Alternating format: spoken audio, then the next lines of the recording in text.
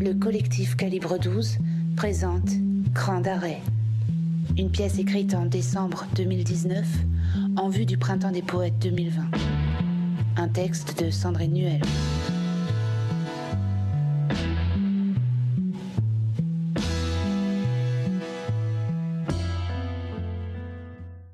Scène 7. La sage-femme et son petit garçon, l'étudiante et l'amoureux ont ouvert cérémonieusement la lettre que leur a donnée l'institutrice. Ils s'apprêtent à en suivre la lecture, tandis qu'un homme entre, mine de rien. C'est un caricaturiste.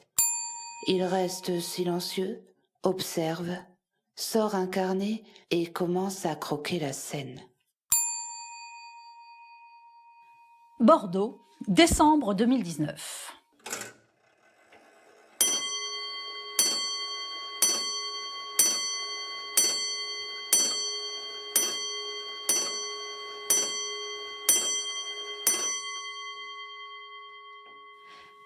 Cher monsieur, vous ne viendrez certainement jamais à ma rencontre. Malgré tout, je vous invite à me lire, sans grand espoir que cela n'arrive, peu importe au fond. On m'a déjà qualifiée de super-héroïne. C'est vrai, je suis une super-héroïne. Les classes sont difficiles de nos jours. Ce n'est rien de le dire. Je suis une super-héroïne qui n'a pas de pouvoir et qui constate à la fin de chaque année scolaire qu'elle n'a pas sauvé son petit monde, qui part en vacances, ébranlée, exténuée, knock-out, mais qui a tout donné, qui a mené le combat. Cette année, bingo, ma classe n'est pas complètement démente. Ce qui n'est pas le cas de tous mes collègues. L'équipe est pour moitié en dépression sérieuse. Pour être exact, la déprime est générale et partagée. Nous pleurons tous à l'école. Car, oui, année après année, notre quotidien nous met à l'épreuve. Et pourtant, l'investissement de chacun est indéniable, exponentiel même parfois. Vu le temps qu'on passe au travail, j'ai décidé de compter désormais mes heures. J'ai créé mon propre code du travail. Que voulez-vous? Dans notre métier, il n'y a pas de pointeuse. Ah, s'il en a fait une, elle s'affolerait direct. Moi, par exemple, je suis à temps partiel. Par semaine, je travaille donc un chouïa, plus que 35 heures. Je fais la moyenne sur 52 semaines, bien sûr, car, quoi que la plupart pensent, si je fais les comptes, je n'ai pas pris l'équivalent d'une seule semaine de congé depuis que j'ai commencé. Si je suis à temps partiel, vous comprendrez bien que c'est juste pour avoir une vie normale avec un peu de temps pour m'occuper de mes enfants et avoir, accessoirement, des loisirs. J'ai supporté cet effort de travailler démesurément pendant des années avec cet écueil que je tombais régulièrement inanimée en fin de période. Cet effort consenti, je ne suis plus en mesure de le fournir. Je ne peux plus supporter cette charge. Je n'envisage pas une minute de revenir à un temps de travail supérieur à 50 heures par semaine. Je ne compte pas un jour regarder derrière moi et constater qu'à part travailler, dans la vie, je n'ai rien fait. Le temps partiel est un outil que je m'offre généreusement pour continuer à m'amuser dans la vie, qu'elle redevienne un voyage enchanteur à la surface de la Terre, et plus du tout cette trajectoire rectiligne d'un tunnel dont on ne voit pas clairement l'extrémité. Ça, c'était la partie comptable de ma lettre. N'en parlons plus, ce n'est même pas le plus important. La deuxième chose à supporter, la voici. S'essayer à mettre en œuvre la mission éducative définie par le ministère, c'est s'exposer avant tout à de graves désillusions qui peuvent nous faire l'effet d'un rouleau compresseur capable de métamorphoser n'importe quel mammouth en vieux tapis mité. Le désir de réussir à atteindre les objectifs louables de l'éducation nationale est au point de départ. Sur le trajet, on peut mesurer l'écart considérable et inaltérable entre la réalité claquante et les vœux pieux. À l'arrivée, c'est selon. Mais régulièrement, on se constate engoncé au cœur d'un champ de mine. Zut, on n'est pas du tout arrivé en fait. Il faut attendre juillet pour s'extraire du combat. Et chaque jour qui passe lève un peu plus haut notre culpabilité qui tournoie tel une érignie. Nous ne sommes jamais, jamais, jamais, jamais à la hauteur. Aucune autre alternative cependant que de lutter par-delà nos forces. Car si on baisse un tout petit peu la garde, la charge revient immédiatement doublement féroce. Nous lisons tous les bouquins de pédagogie qui traînent. Nous prenons conseil partout. Nous devenons unilatéralement obsédés par la recherche de cette clé qui fait que, comme sur les vidéos du ministère, une scène de classe soit un grand moment de jubilation intellectuelle ou physique. Les victoires nous portent, bien sûr, et il y en a, et parfois des totalement inespérées. Ainsi, je me rappelle d'un tas d'enfants qui, après un bon détour et contre toute attente, se mettent à lire, parler ou sourire. La reconnaissance entre nous est alors réciproque et si belle que l'on rayonne. De même, hélas, nos défaites nous dévorent. Tous ces dossiers mis en alerte maximale, tous ces enfants qui nous hurlent leur mal-être et dont on aimerait les en soustraire d'un simple coup de brosse au tableau, comme d'une simple caresse dans leurs cheveux, mais toujours ils se détournent. Parfois, on n'a pas seulement 2 ou 3 enfants vulnérables dans la troupe, mais 8 ou 9 d'un coup, vulnérables, ou tout-puissants, ou autres, peu importe. Car c'est alors que tout tourne inéluctablement au vinaigre. Notre fort intérieur se met à tourner en boucle. Il faut faire mieux, plus, encore, mieux cadrer, mieux différencier, mieux surprendre, plus. On a la pédagogie coopérative dans une main, le manuel du parfait enfant top, trouble oppositionnel et de la provocation, dans l'autre main. Mais rien n'y fait. On s'épuise en créant des outils personnalisés, en jouant la patience, la mise en place du cadre, l'adaptation du contenu, du contenant, l'analyse du sociogramme de la classe. Comme la pédagogie est imaginative, et parfois c'est d'ailleurs totalement pile quand on inefficace. donne tout ce qu'on a emmagasiné en amont, qu'on est renvoyé dans les cordes. Le miroir nous reflète notre grave insuffisance. Parfois, ce sont des personnes autour de nous qui nous soumettent à ce reflet. C'est sûr, on l'avait déjà remarqué soi-même qu'on était insuffisant. Ça fait doublon, du coup. Et c'est là que se dissout totalement son estime de soi, que remonte à la gorge l'âcre dégoût de son métier, et que l'on recherche une échappée. On se dit qu'on n'est pas fait pour ce travail, on est tellement en deçà. Il faut trouver un point de fuite. De toute manière, on est trop fatigué pour être bon pour ces gosses. Et parfois même on a envie de les jeter par la fenêtre. Peut-être que oui, alors il convient de s'inquiéter. Mais l'institutrice ne lit plus sa lettre.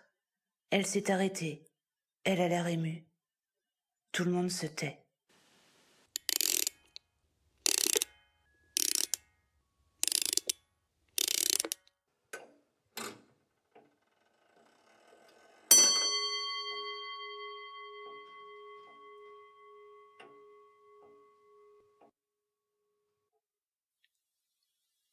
J'ai appris une terrible nouvelle aujourd'hui. Je me rappelle de cette gentille élève, je l'appelais Jeanne Jolie. À mesure qu'elle parle, l'étudiante semble de plus en plus ébranlée. Quand c'était le bazar dans la classe et que je m'affolais, soudain je la voyais. Mes yeux s'arrêtaient sur elle, elle qui me regardait. De ses grands yeux, immobiles et tristes. Et soudain, elle me souriait de ses yeux comme de sa bouche, et son sourire complet avait le don de m'apaiser J'avais soudain une complice, plus que cela en fait. Nous étions des amis, malgré l'écart de nos âges. Et c'était moi qui, prise dans l'action de tous ces ébrouements, était la gamine.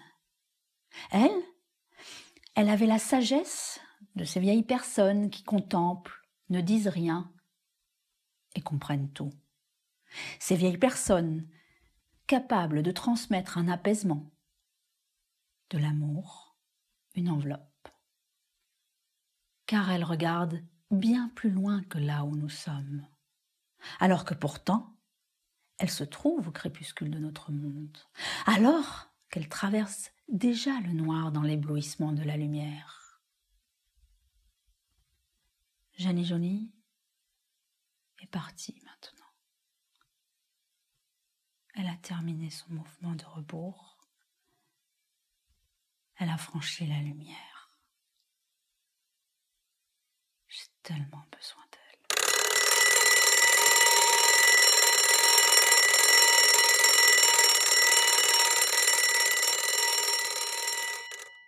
L'institutrice se reprend, ou plutôt, elle reprend sa lettre, toujours aidée par les protagonistes à côté d'elle.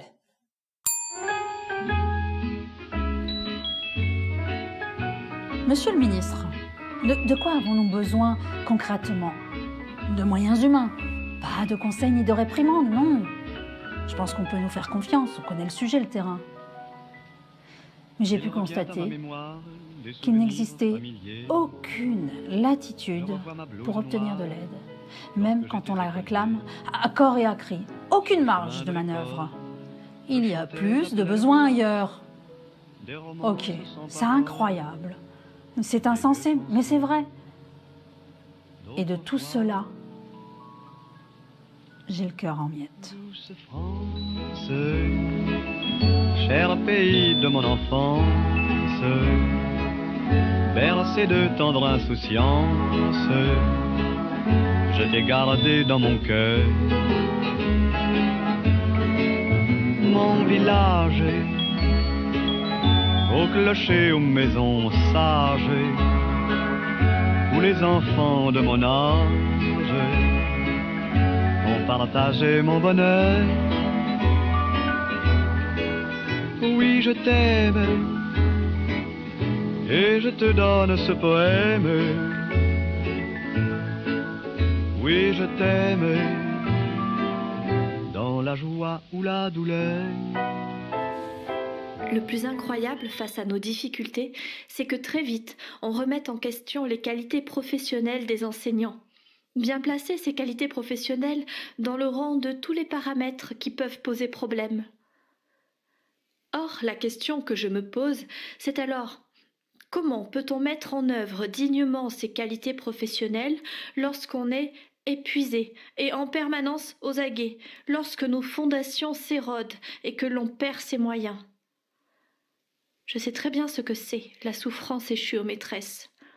Épuisement nerveux, tachycardie au moment du repêchage des gamins en fugue ou en crise, tourment de notre conscience quand on les ramène fermement au bateau, ces gamins qui hurlent et nous insultent et qui ont besoin d'un temps à part qui leur soit à eux seuls dédié. Des choix à faire très vite, l'angoisse que ce ne soit pas les bons. Mais c'est 1 contre 27 Père Dieu qui nous attendent, dont on est responsable. Et il faut y aller, à la vie, à la mort, tous ensemble sur le radeau. J'ai connu ces secondes statifiées, où tout d'un coup l'on pense à ne rien dire, seulement observer. L'impression d'être parfois dans un hôpital psychiatrique et être gagné par ce désir d'ailleurs. Je n'ai rien à faire ici, pense-t-on. Je vais ouvrir doucement la porte, partir sur la pointe des pieds, refermer. Ils ne vont même pas s'en rendre compte. Je récupère parfois des enfants en crise qui veulent se fighter avec la maîtresse. Vraiment. Ils mettent la garde, les poings devant eux, moulinent. Et ils ont 6 ans.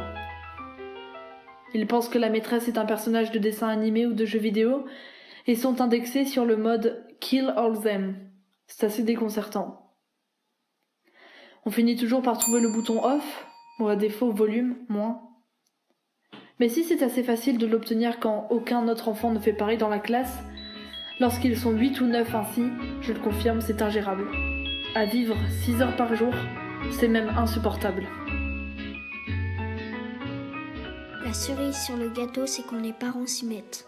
Qu'on veuille facturer les stylos des enfants à la maîtresse. Elle est garante de l'école gratuite après tout. Ou nous transmettre leur pouls dans une enveloppe. Retour à l'envoyeur en quelque sorte. Passe encore. Qu'on nous insulte, car la fermeture éclair de l'anorak est enrayée. Qu'on crie au scandale, car le ballon est sur le toit, et qu'on ne l'en a pas fait descendre. Oui, on compatit. Qu'on menace certains enfants de l'école, en levant le bas du pantalon, pour bien montrer son bracelet électronique. J'aime moyen. Mais ce que je déteste le plus, c'est quand certains bandent leurs muscles hypertrophiés et vous montrent leur supériorité physique en forçant le passage, réclamant le surveillant général de la cour, en vous repoussant de l'épaule parce que vous n'êtes pas de la police. Je n'aime pas non plus cette méfiance sournoise qui conduit certains à tendre des pièges pour vérifier que vous assurez une surveillance sans faille. Dans la salle des maîtres, quand on se raconte toutes ces anecdotes, c'est sûr, on se paye de franches rigolades. Mais le matin, à 8h20, avant d'ouvrir le portail, ça nous arrive à tous de pleurer et de ne pas vouloir y aller.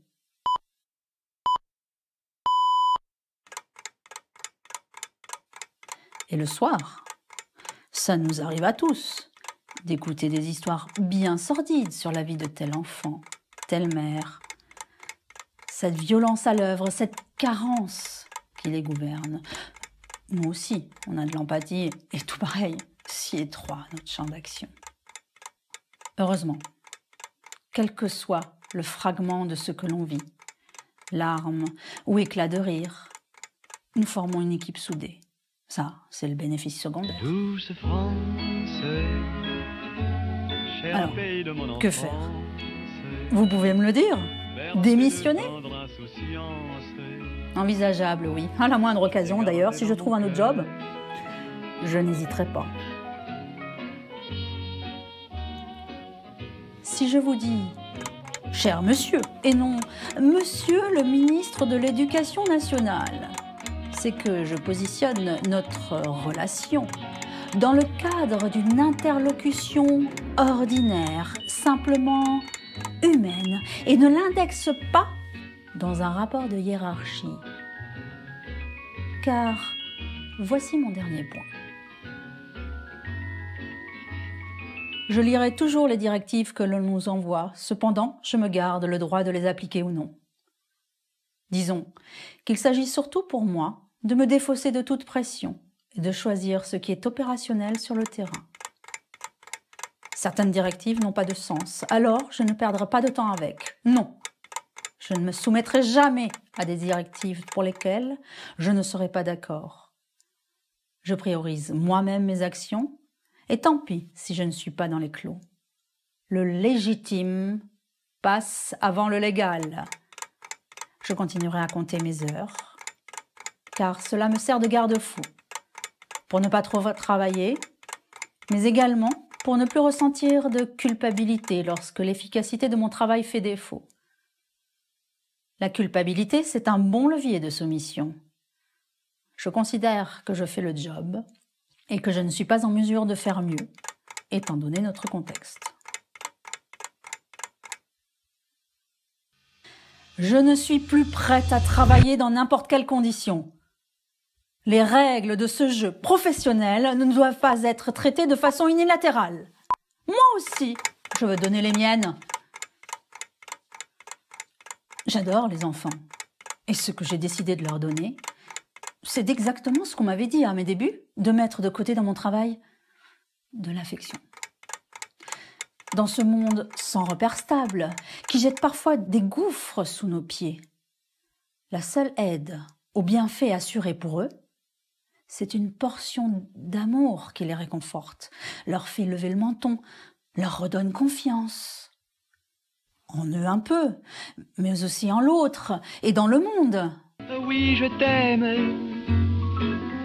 et je te donne ce poème. Oui, je t'aime, dans la joie ou la douleur. Vous voyez, je ne suis pas une très bonne fonctionnaire de la République. Je préfère faire comme je veux. Non, je n'entends pas bien les injonctions. Si ce ne sont celles que je me fais entendre. Si l'on devait me donner congé de ce fait, peut-être qu'on me rendrait service.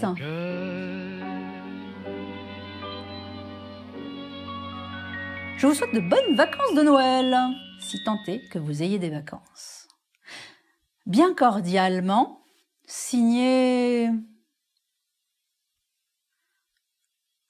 la maîtresse d'Emilio. L'instit regarde l'enfant. Elle est un peu gênée. Et puis aussi, Emilio, ne t'inquiète pas, ton cartable est à l'abri dans la classe. Ok, oui, là, on est d'accord. 250e pire journée de toute ta vie depuis le début de l'année. Je te crois. Post-scriptum, je vous annexe en bonus l'extrait d'une lettre que j'avais écrite sur le devoir de réserve. La femme, qui est déjà venue plusieurs fois, arrive paniquée. Auquel je ne compte pas me plier. Elle bâillonne l'institutrice, qui essaie malgré tout de continuer sa lettre, mais cela n'est pas audible. Allons. La fonction publique est pleine de dépressifs. La sécurité sociale va encore perdre tout son or à financer une cure de repos pour des faiblards comme elle. Une dépressive. Encore une. Si on était en école privée, ça mériterait un bon licenciement. Nul n'est irremplaçable. Il est temps de secouer le fameux tapis en mammouth, moi je vous le dis. Le caricaturiste hoche la tête. Il décide de relancer le jukebox.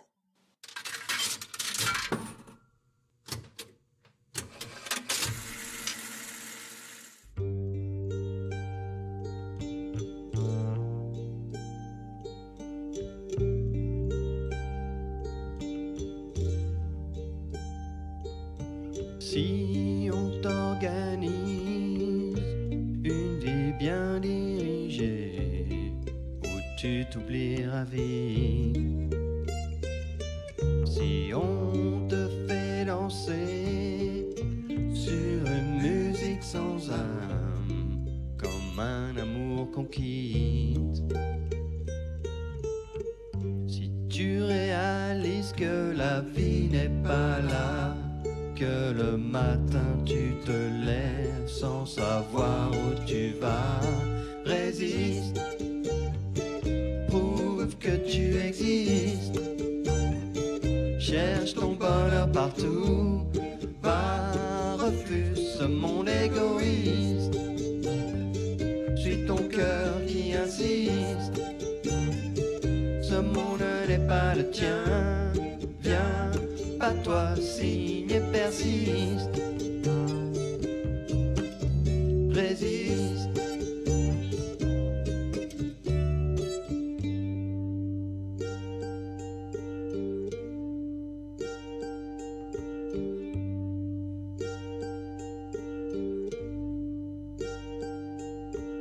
Tant de liberté pour si peu de bonheur, est-ce que ça vaut la peine? Si on veut t'amener à renier tes erreurs, c'est pas pour ça qu'on t'aime. Si tu réalises que l'amour n'est pas là, que le soir tu te couches sans aucun rêve en toi, résiste, prouve que tu existes, cherche ton bonheur partout, va, refuse ce monde égoïste, suis ton cœur qui insiste, ce monde n'est pas le tien, viens,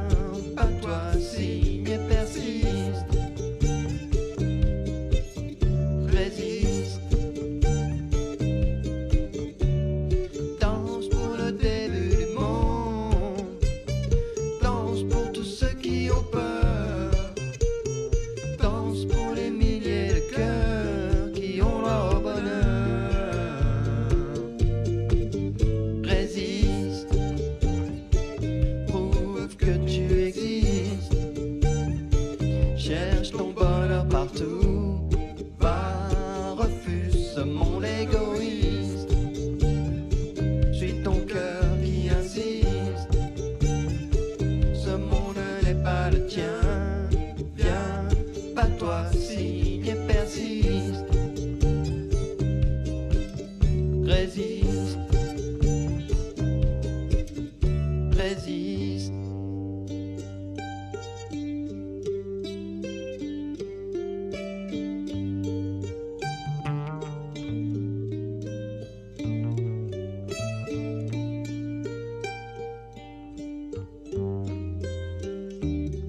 Résiste.